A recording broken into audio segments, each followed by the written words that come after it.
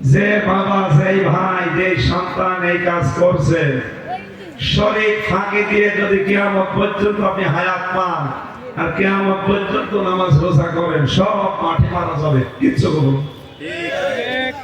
তিরমিজি শরীফের হাদিস, যারা শরীর ফাঁকি দেয় তাদের দুইটা ক্ষতি হয়। কয়টা? এক নম্বরে, যেই দিন শরীর ফাঁকি দিয়েছে ওই দিন থেকে মরণ পর্যন্ত তার জীবনের কোন ইবাদত তার মাথার উপরে ওঠে না। এরকম মানুষ দেশে নেই? এখানে আছে না? দেখি হাত করে তো। দ্বিতীয় নম্বরটা আরো ভয়ঙ্কর। দ্বিতীয় নম্বর হচ্ছে, লোকটা যখন মারা যাবে ঈমান পাবে না, বেঈমান হয়ে মরবে। যদি বলেন ওর নামাজ রোজা, ওর জিকির আজকার, ওর বড় বড় দাড়ি জব্বা তসবিহ কি হলো, সব শেষ। কারণ আইনটা কার? বলেন আইন কার? আল্লাহর আইন নষ্ট করলেন। সূক্ষ্মভাবে ষড়যন্ত্র করে আমাদের সিলেবাসে এখন এই যে শরীফ থেকে শরীফা, সাগর থেকে সাগরিকা, চঞ্চল থেকে চঞ্চলিকা, এই চ্যাপ্টারটা পড়ে আমি যতটুকু বুঝেছি, এই ট্রান্সজেন্ডার এটা কোরআনের এই আইনের বিরুদ্ধে, পুরা বিরুদ্ধে। এটার দ্বারা মনে করছেন এ আর কি, একজন নারী সকালে পুরুষ হয়ে গেল, বিকালে অসুবিধা কিনা? কোন মহিলা যদি বলে আমি বিকালে পুরুষ হয়ে গেছি, ওই মহিলা তখন পুরুষ হোস্টেলে থাকার জন্য দরখাস্ত দেবে। যদি তাকে না নেন, রাষ্ট্রীয় ভাবে আপনার বিরুদ্ধে মামলা হবে। কোথায় নিয়ে যাচ্ছে দেখতেছেন? কোন পুরুষ যদি বিকালে যেয়ে বলে যে আমি মহিলা, আমি শরীফ ছিলাম, এখন আমি শরীফা, এখন মহিলা হোস্টেলে সিট চাইবে, যেখানে আপনার মেয়ে আছে, বোন আছে, ওকে যদি থাকতে না দেয় আপনার বিরুদ্ধে মামলা হবে। এটা যদি শুধু বইয়ের ভেতরে থাকতো কিছু বলতাম না, এটা যদি সামনে সামনে নিয়ে কোথায় নিয়ে যাচ্ছে, রাষ্ট্রীয় ভাবে কায়েম হয়ে যায়, আমার মেয়ের চরিত্র থাকে না, আমার বোনের চরিত্র থাকে, ওখান থেকে যা আসবে সব যার সন্তান আসবে। এই শরীফ থেকে শরীফার কার সাথে এটা সূক্ষ্মভাবে এটা ঢুকিয়েছে, আপনি হয়তো টের পাচ্ছেন না। আল্লাহর এই আয়াতের বিরুদ্ধে যারা হাত দিয়েছেন, কোরআনের এই অনুষ্ঠান থেকে আমরা তীব্র প্রতিবাদ জানাচ্ছি। এই চ্যাপ্টার গুলো বাদ দেওয়া লাগবে। বলেন, আমাদের আগামী প্রজন্মকে রক্ষা করতে হলে ওইগুলো বাদ দেওয়া দরকার। কোরআনের বিচার ব্যবস্থা না থাকার কারণে আজ হাজারো মানুষ অবিচারের কাঠগড়ায় দাঁড়িয়ে, কারণ আমি এক নম্বর 3টা বছরে এক ঘরের ভেতরে তালাবদ্ধ ছিলাম। কোন কারণে বলে? হাজারো আলেম আজ জেলখানায় আছে বিনা কারণে, কিচ্ছু জানে। আল্লামা মামুনুল হক, তার সম্পর্কে অনেকে অনেক কথা বলেছে। না, আমি তার কাছে 2 বছর 8 মাস এক জায়গায় ছিলাম। লোকটা সম্পর্কে উল্টাপাল্টা কথা এর আগে আমি 20 সালের আগে শুনেছি, কিন্তু না, লোকটা খারাপ না, অনেক ভালো মানুষ, ইখলাস আছে এবং এলেম আছে, লোকটার জ্ঞান আছে। হ্যাঁ, শয়তানের ধোঁকায়, নফসের ধোঁকায় গোনা কিছু করতে পারো না, আমরাও করেছি। এখানে কি ফেরেশতা আছে? যারা এই দোষ করে দিয়েছে তাদের চরিত্রের দিকে তাকান, শয়তান পর্যন্ত লজ্জা পায়। আর কার নামে উল্টাপাল্টা দোষ দিয়ে 3টা বছর আটক করে রেখেছে। তার যে চরিত্রের মাধুর্যতা, তার বাবা ছিল ভালো, তো এই কারণে সন্তানটা ভালো। যাদের বাবা খারাপ, ছেলে মেয়ের 2 নম্বর। যে কষ্ট তিনি 2 বছর 8 মাস আমার পেছনে শ্রম দিয়েছেন, যেভাবে রান্না করে গরম করে, আমি কি আমার পর্যন্ত হায়াত পেলে বলতে পারবো না। এই মাহফিল থেকে মাওলানা মামুনুল হকের জন্য মজলুম অবস্থায়, মুসাফির অবস্থায়, অসুস্থ অবস্থায় দোয়া করছে, আল্লাহ তুমি দ্রুত আমার মতো তারে মুক্তি দিয়ে দাও। আল্লাহ যদি না চায় হবে, আল্লাহ যেন মুক্তি দিয়েই দেন। বলেন আমিন। কোরআনের বিচার ব্যবস্থা না থাকলে পরিবার থেকে আদালত পর্যন্ত সব জায়গা অবিচার। বলেন বলেন, যে ন্যায় বিচার দেখতে হলে কোরআন আদালতে নেওয়ার দরকার নেই। এটা যদি কেউ রাজনীতি মনে করে মন খারাপ করে, ওর সঙ্গে সঙ্গে বেঈমান হয়ে যাবে। আমান দাআ ইলাইহি ফাকাদ হাদা, যে ব্যক্তি কোরআন দিয়ে মানুষকে ডাকে, আল্লাহ তাকে হেদায়েত করে রাখে। কথা কত ওজনওয়ালা কথা টের পাচ্ছেন? আপনি যদি হেদায়েতের উপরে থাকতে চান, বাবার জীবনী পড়ে হবে না, রবীন্দ্রনাথ ঠাকুরের জীবনী পড়ে হবে, নজরুলের জীবনী। আপনাকে ডাক দেওয়া লাগবে মানুষকে কি দিয়ে? কোরআন দিয়ে যদি কেউ মানুষকে ডাকে, নবীজি বলেন আল্লাহ তাকে হেদায়েতের উপরে রাখে। আস্তে কথা কোন, আস্তে। আপনি মানুষ আসলে তো এইগুলো কি না বারে বারে বলতে আপনারা এখানে আছেন। হ্যাঁ বসেন বসেন, আস্তে কথা কোন, ওই জায়গা আছে না, ওখানে বসেন। কি ভিডিও করেন আপনি? পরে ভিডিও নামিয়ে নিন। আর দেখা যাচ্ছে তো সরাসরি, কিন্তু আবার অত ছবি লাগতেছে, এসব মানুষের বিবেক মরে গেছে মনে হয়। দেখতে পাচ্ছি না বিবেকের উপরে কুকুরে পোশাক করলে এই কাজ করবে। তোমার কোনো লাগে এক কথা নিয়ে বছর সময় কম। আজকে রাতে মাহফিল আছে, এখান থেকে মনে হয় 12-13 কিলো দূরে। কি জায়গা? এই যে চৌক আছে হাকিমপুর সরুদ্দা, কোন দিকে আমি জানি না, যাই হোক হাকিমপুরের ওই লাইনে আছে। ওখানে রাত 9টার সময় আমি উঠবো। সময় যাদের আছে যান, ওখানে গেলে 1-1.5 ঘন্টা কথা বলতে পারবো। এখানে সময় কম তো।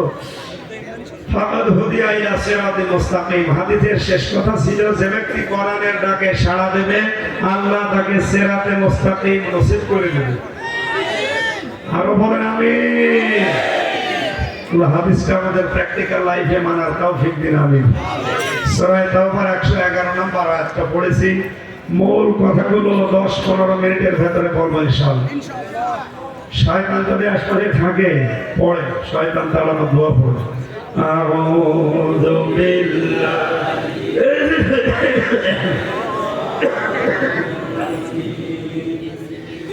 বিসমিল্লাহির রহমানির রহিম।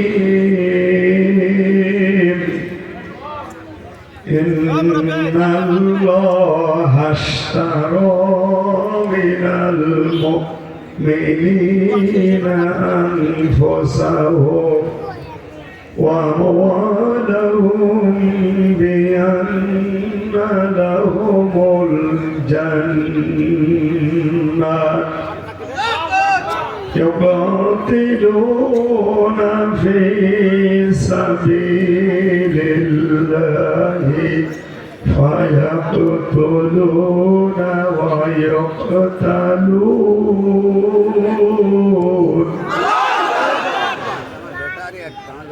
সূরা তাওবা কোন সূরা? তাওবা মানে ফিরে আসা। আমরা বাংলাদেশে যে তাওবা করি, এটা তাওবার বাক্য, এইটা তাওবা না। কোরআনে কারীম জানিয়েছে ওয়ানিবু ইলা রাব্বিকুম ওয়াসলিমু লাহু মিন ক্বাবলি আইয়াতিয়াকুমুল আযাবু বাগতাতাও ওয়া আনতুম লা তাশউরুন। কেউ যদি তাওবা করতে চায়, তার 2টা শর্ত মানা লাগবে আর একটা সময় মেনটেন করা লাগবে।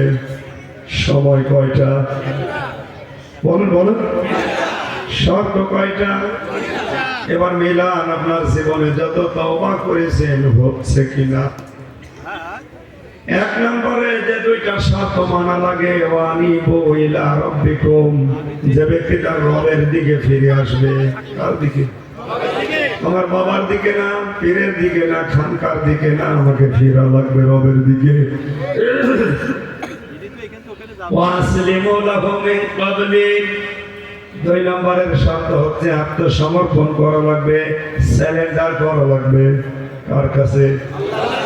শব্দ 2টা যদিও ছোট মনে হচ্ছে, এত ওজনওয়ালা লোডওয়ালা শব্দ এটা। এই 2টা যদি কেউ মেনে নেয়, ওর জীবন পরিচ্ছন্ন হয়ে যাবে। কোন মানুষ যদি বলে আমি আল্লাহর দিকে ফিরে আসলাম, তার বিধানের দিকে আমি আত্মসমর্পণ করলাম, এই কথাগুলো মুখে বলা যত সহজ, প্র্যাকটিক্যাল লাইফে দেখানো সহজ না। কেউ আত্মসমর্পণ করবে আল্লাহর বিধান পাওয়ার পরে, তাহলে তার জীবনে আর শোধ থাকবে? কথা বলেন কেন? ঘোষ থাকবে? তার ছেলে মেয়ে বউ বেপরদায় চলবে? এত কঠিন শব্দ। আস্তাগফিরুল্লাহ পড়ছে, অথচ নিজের যুবতী মেয়েকে পর্দা ছাড়া রিকশায় বসিয়ে ভ্যানে বসিয়ে নিয়ে যাচ্ছে। একবার পেয়েছিলাম ঘন্টা দিয়ে এক মুরব্বী পড়ছে আস্তাগফিরুল্লাহ সুবহানাল্লাহ, সামনে বসিয়েছে নিজের যুবতী মেয়েকে। ডাক দিয়ে বলল, মুরব্বী ঘন্টা দিয়েছে, কি করেন আপনি? সুবহানাল্লাহ আস্তাগফিরুল্লাহ পড়ছি। সামনে কি এটা? আমার মেয়ে 18 বছর বয়স, বুকে কোনো ওড়না নেই, মাথায় কোনো কাপড় নেই, আপনি পড়ছেন সুবহানাল্লাহ। আগে ওইটার উপরে আপনার ওই মাথার পাগড়ি খুলে বসা। কথা বলে না কেন? কারণ ওই যুবতী মেয়ের চুল যত মানুষ দেখছে তত কবিরা গুনাহ হচ্ছে। আর আপনি বলছেন সুবহানাল্লাহ, কিয়ামত পর্যন্ত সুবহানাল্লাহ পড়লেও আকাশে যাবে না। সামনে ক্ষেপণাস্ত্র ফিট করে রেখে সুবহানাল্লাহ, আগে ওইটা বন্ধ করে সুবহানাল্লাহ। ওইটা সুবহানাল্লাহ মানে আল্লাহ পবিত্র। সুবহানাল্লাহ মানে কি? আল্লাহ পবিত্র। আপনি আল্লাহর বিধান সামনে অপবিত্র করে রেখেছেন, এটা সুবহানাল্লাহ বলছে। আশা করছি আমার কথার অর্থ বুঝেছেন। শর্ত পেলাম আল্লাহর বিধান তওবা করতে। 1 নম্বরে ফিরে আসা লাগবে, 2 নম্বরে আত্মসমর্পণ করা লাগবে।